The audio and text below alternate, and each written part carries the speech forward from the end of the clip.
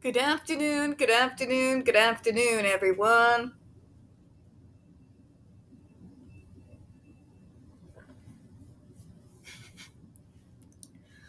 Welcome to another episode of Spilling Tea. I'm your host, Tiffany Daniels.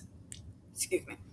We're going to that horrible world known as the JRC. But before we do, the usual disclaimers and just a moment of what the hell did I just read? Before I jumped on here and said, nope, not today. If Albert Einstein invented gravity, how is everyone walking on the ground till then? The blondest thing I have ever seen on Twitter. What? Invented. Jeez. What are they teaching in schools these days? Because public school in the 90s was abysmal, but we seem like practical geniuses compared to some of the crap that comes out of these folks' mouths. Albert Einstein did not invent gravity. He explained gravity using mathematical equations. Explain does not mean invent. The concept of gravity has been around for quite some time, including the famous experiments that we all know from. God, his name escapes my brain. Isaac Newton, who's rumored to possibly be one of us. Who is teaching these people? Who, in the name of God, sat down at their computer and had this moment where they sat there and said, well, if Albert Einstein invented gravity, how were people walking on the ground?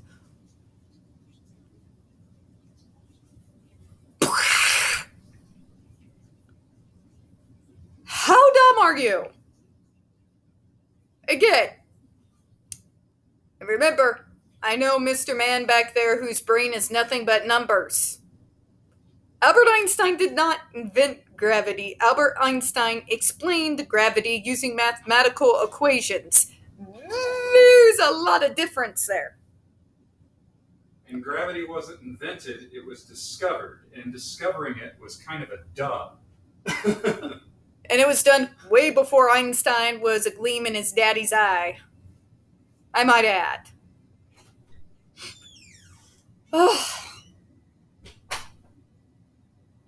Anyways, while I sit there and feel a deep pit of despair in my stomach about the quality of our public school systems these days, let's get to the disclaimers, shall we? In the description box, you're going to find a link to the article that the Judge Rotenberg Educational Center doesn't want you to read. It's written by NeuroClastic, a small non-for-profit started by autistics for autistics, wherein they interviewed and surveyed over 900 ABA professionals in regards to the JRC's so-called behavior modification program. Matter of fact, the JRC doesn't want you to read this article so much, they've threatened NeuroClastic with a defamation lawsuit if they did not remove it from the website. NeuroClastic has refused, so you know the drill. Please read the article. Share it on all your social media.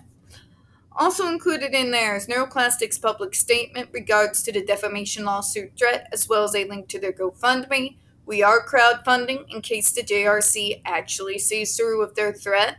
Also included the Ozarks' first article in regards to Agape Boarding School, now known as Stone for Help boarding school situation, a so-called Christian-themed boarding school based out of Stockton, Missouri that takes in so-called trouble mill teens that has impending over 21 civil lawsuits, claims, and allegations left against it, all which have been substantiated by the Missouri Department of Social Services, and they include the following: sodomy, rape, sexual assault, child abuse, psychological and emotional abuse, child trafficking, starvation, and that's just for starters. You have one former staff member arrested by the FBI, another a doctor still on the premises with full access to the boys up on multiple, again, substantiated claims of sodomy, rape, and sexual assault of the boys there. You have an attorney general too busy chasing after drag queens and trying and failing to defund public libraries to actually do his job. And you've got a governor off his nuts. So send help, read that article, share it on all your social media. We got the other pertinent links to the Stop the Shocks campaign as well, including Autistic Hoya's massive archive on the subject, Jennifer Masumba's behavioral sheet of shockable offenses, a clip out of the 7-hour ordeal undergone by Andre McCollins back in 2002, the templates any ever present, very self-explanatory, change.org, shut the Judge Rotenberg Center down petition. When we discuss the JRC, you're going to hear vivid descriptions of and catch clips of surveillance footage of people with disabilities being tortured and abused. If you got young children present, folks, please go ahead and use the headphones, alright? Trigger warning, this channel is marked not for kids for a reason. We use profanity on occasion and speak on dark subjects. If your child is 16 and younger and they are watching this, very obviously parental supervision is very much advised. Alright, where we left off last time. I continue to have my mind blown at the just completely inadequate public school system. It can't even come up with simple concepts such as the idea of gravity has been around for thousands of years. And somebody is teaching these kids that Albert Einstein invented it. There's not enough coffee or kava tea for that level of stupid. Or to be able to unpack it. Alright, so we are moving on here to update on the students. Throughout the time of the interviews, Keith and Heidi remained at the facility. At the time of this writing, all have left the facility. Discharge from the setting was a result of parent and attorney advocacy and in a case of Heidi, legal mandate. Thank God. This is why it is important, folks, that when people are trying to coerce you, have your attorney present and know your parental rights left, front, and center, and all around. Never let anyone intimidate you into thinking that you do not have the right as a parent to make the best decision for your kids. Okay? Keith's mother worked with an attorney and the state's Department of Developmental Services to find another placement for her son. Finding an appropriate placement for him, however, proved to be problematic as the data reflected that Keith continued to receive numerous aversive consequences each day. Jesus. In other words, for the fact that his mother was out there advocating for her son, he had to suffer the consequences. Who wants to put money on it? I don't got a lot, but I'll put money on it. His mother felt that such data coming from this facility warned other potential providers that his behavior may not be manageable. Jesus Christ. I want you to think about that. The JRC are intentionally cooking the records, punishing this kid for his mother wanting to get him out of Dodge, and also trying to sabotage his ability to get into any of the other programs. All to keep making $285,000 a year off the top of his head. Yeah. I want to know why the hell a human rights lawyer has not gotten involved and torn this place to shreds. Because it would be the easiest place on earth that I can possibly think of that it would be able to tear to shreds. Jesus. Keith now lives in the community where his care is provided by a human service agency specializing in community-based supports. Like ARC!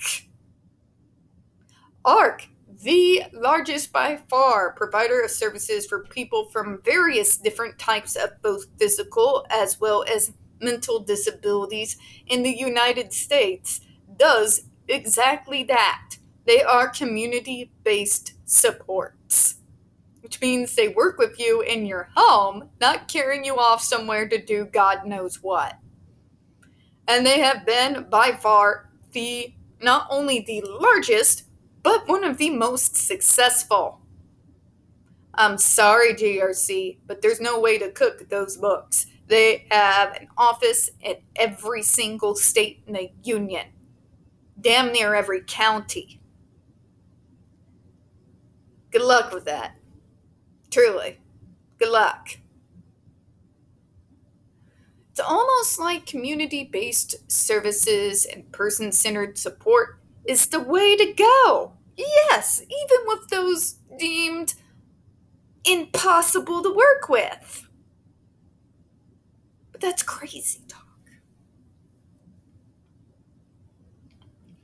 Whatever, I've been called worse. Keith is reportedly doing well. And has not received any adverse intervention since he left the facility. It's almost like if you don't torture us and use community-based supports that make coherent sense and do a person-centered plan that puts us in the driver's seat, we might actually now have stake in the game in our own lives, and we might actually want to do better.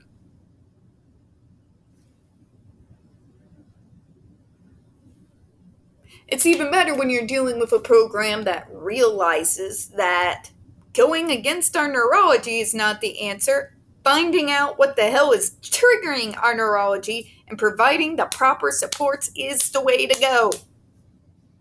Crazy talk.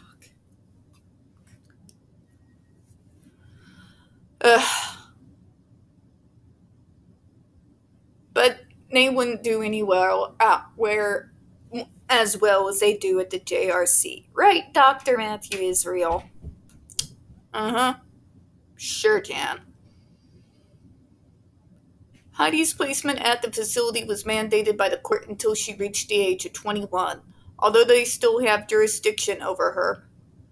Jesus Christ. No school should have jurisdiction over your kid. Point blank, period. Know your rights, folks, before they freaking steal yours from you. Her mother reported that she is living at a residential program and is attending college. Andrew was removed from this facility after his mother secured the support of an attorney. There we go. He currently lives at home and is attending school. Carla's parents removed her immediately from the facility after learning about an incident that resulted in their daughter being injured during a restraint. She was placed in a residential facility in a nearby state to her family's home. Her family is working with the school district and consultants with the goal of bringing her home. You see what we're seeing here, folks? Do you see what we're seeing here? Everything that is community-based, that's person-centered based, that's logic and common sense based, things that respect our human rights as human beings as well as being born disabled people, things that bring in reasonable accommodations, assistive tech, which keeps getting more and more improved every single year. What are we seeing here? What the JRC would tell us was impossible. Improvement. Massive improvement. We're seeing an uptick in social skills and life skills. We're seeing individuals come out of their shells and become more involved with their own transition services.